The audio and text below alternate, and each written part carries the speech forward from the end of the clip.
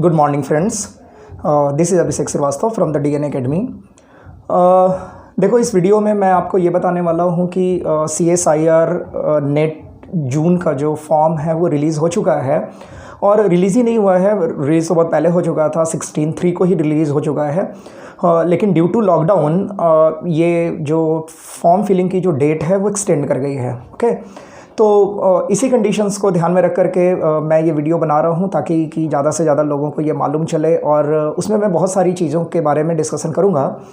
तो सबसे पहले तो आपको ये पता होना चाहिए कि CSIR नेट 2020 यानी 2020 जो है उसकी जो फॉर्म है, ठीक है, वो साल में एक्चुअली CSIR की ही जो फॉर्म है वो साल में 2 बार आती है, ठीक है ना। एक जो है वो दिसंबर नेट के लिए आता है और दूसरा जो है वो जून नेट के लिए आता है। ओके, सो इधर 15-16 तारीख से ही फॉर्म जो है वो रिलीज़ कर चुका था, 16/3/2020 को ये फॉर्म रिलीज़ कर चुका था, लेकिन due to problem of corona virus, you all know very well, lockdown चल रहा है पूरे देश में।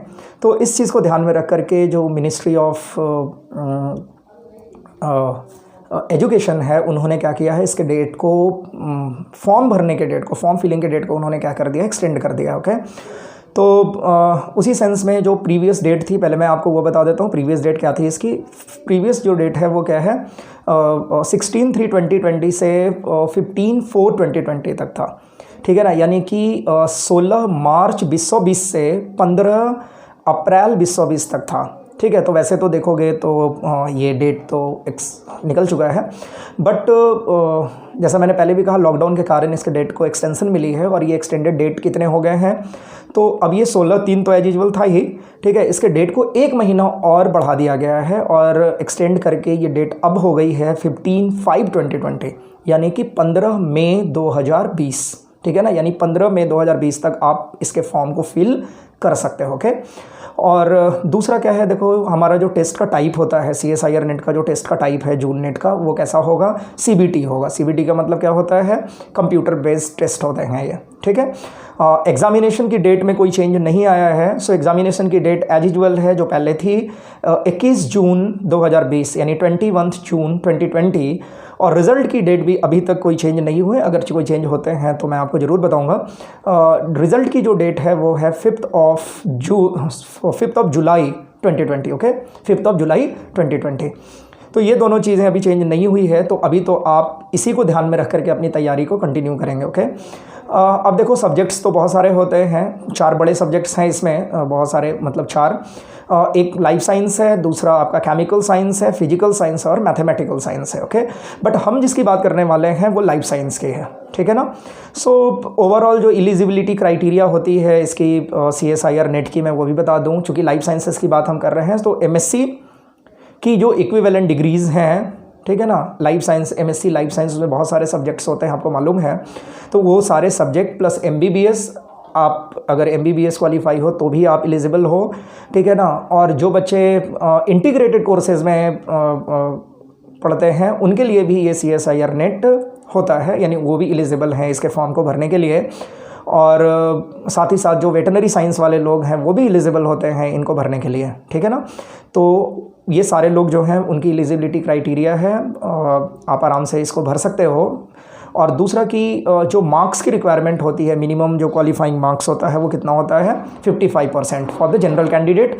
वैसे 5% मार्क्स की रिलैक्सेशन मिलती है किसको, SC STs को और PWD कैंडिडेट्स को ना, 5% का रिलैक्सेशन मिलता है मार्क्स वाइज, जो कैटेगरी वाइज जो स्टूडेंट्स होते हैं, खास करके जो SC ST और PWD यानी कि जो फिजिकली चैलेंज्ड पर्सन होते हैं। ओके, तो एक तो ये है। दूसरा कि देखो JRF के लिए जो एज लिमिट है वो फिक्स है, 28 years for the general category student, 28 साल मैक्सिमली आप दे सकते हो, ठीक है ना।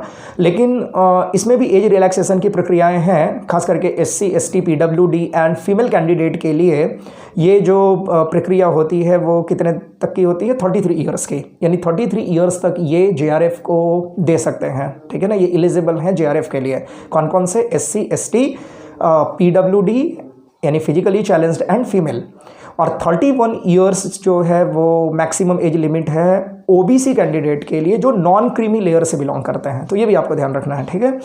किस साइट पर जाकर के आप इसकी रजिस्ट्रेशन करेंगे या फिर फॉर्म को फिल करेंगे, तो मैं साइट का नाम बता दे रहा हूँ, csir.nta.nic.in। फिर से बोल दे रहा हूँ, csir.nta.nic.in। ओके, तो ये भी आपको ध्यान रखना है। और फ़ी फॉर्म की जो फ़ी लगने वाली है वो भी मैं आपको बता दे रहा हूँ। For general candidate it is 1000 rupees यानी 1000 रुपये। ओबीसी जो नॉन क्रीमी लेयर से बिलोंग करते हैं 500 रुपीज़ यानी 500 रुपये। और SC ST और PWD कैंडिडेट्स 250 रुपीज़ यानी कि 250 रुपये। ओके, तो आप इसको भी देखेंगे। अब मैं आपको बता देता हूँ एक छोटी सी बात और, वो है क्या, एग्ज़ाम के पैटर्न को लेकर के for the life science student. Okay, तो देखो पेपर जो होते हैं it is categorise into 3 part, 3 part में इसको डिवाइड किया गया है। पहला जो पार्ट होता है वो पार्ट ए है, जिसमें टोटल नंबर ऑफ क्वेश्चंस कितने होते हैं 20, ठीक है ना। And out of 20 question you have to take 15 question, ठीक है ना। आपको कितने क्वेश्चंस टैकल करने होते हैं, 15 क्वेश्चंस। 20 क्वेश्चंस में से 15 क्वेश्चंस आपको बनाने हैं और टोटल मार्क्स क्या है इसका, 30 मार्क्स का होता है ये, ठीक है। यानी कि आप ऐसे देख लोगे तो 2-2 मार्क्स को ये कैरी करते हैं हर क्वेश्चन। दूसरा क्या है, पार्ट बी। पार्ट बी में total number of questions to be attempted कितने हैं, टोटल नंबर ऑफ क्वेश्चंस कितने हैं 50 एंड टू बी अटेम्प्टेड कितने हैं 35, यानी कि 50 में 35 क्वेश्चंस आपको अटेम्प्ट करना पड़ेगा।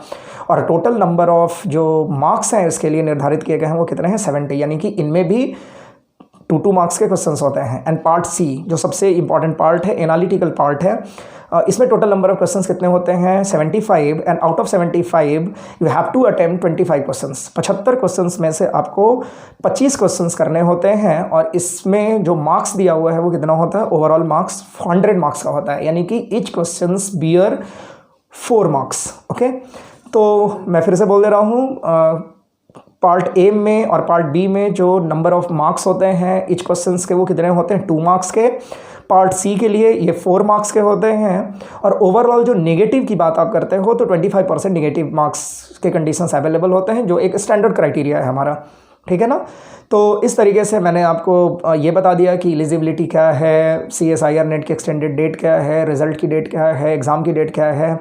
हाँ, एग्ज़ाम की डेट और रिज़ल्ट की डेट को आपको थॉरोली चेक करना होगा। वैसे तो मैं आपको बताऊंगा ज़रूर अगर मुझे कुछ भी पता चलता है इसके साइट से। तो अभी तक इसके डेट्स जो हैं वो चेंज नहीं हुए हैं, बट आगे की संभावनाएँ मे भी बनती है। ये डिपेंड करता है कि कोरोना वायरस का क्या कंडीशंस अभी आगे बढ़ रहा है या लॉकडाउन की कंडीशंस क्या आगे बढ़ रही है। ओके, तो keep watching our channel the DNA academy. मैं आपको ये सारी बातें भी बताता रहूँगा कि कौन कौन से एग्जामिनेशन के फॉर्म जो हैं वो आ गए हैं और किस तरीके से उनको भरना है। हाँ, इसमें एक चीज़ और मैं आपको बता दूं कि जब आप इनके साइट्स को जब आप देखोगे तो आपको एक तरफ बाएं साइड में क्या होता है, रजिस्ट्रेशन, ठीक है ना, न्यू रजिस्ट्रेशन का ऑप्शन मिलता है। और दाएं साइड में फॉर्म फिल करने की जगह होती है। तो आपको सबसे पहले, अगर आप नए कैंडिडेट हो तो आपको सबसे पहले जाकर के क्या करना होता है, बाएं साइड में जाकर के पहले लॉगिन करना होता है। लॉगिन नहीं करना होता, पहले आपको रजिस्ट्रेशन करना होता है, सो दैट कि वो आपको लॉगिन आईडी और पासवर्ड दें और तब जाकर के उसी लॉगिन आईडी और पासवर्ड से फिर आप उसको भर सकते हो, उस फॉर्म को फिल कर सकते हो। ओके, तो नेक्स्ट वीडियो में मैं आपको बताऊंगा कि किस तरीके से इन फॉर्म्स को भरना है, ठीक है। तो all the best for the June 2020 CSIR NET. Keep watching our channel. Thank you.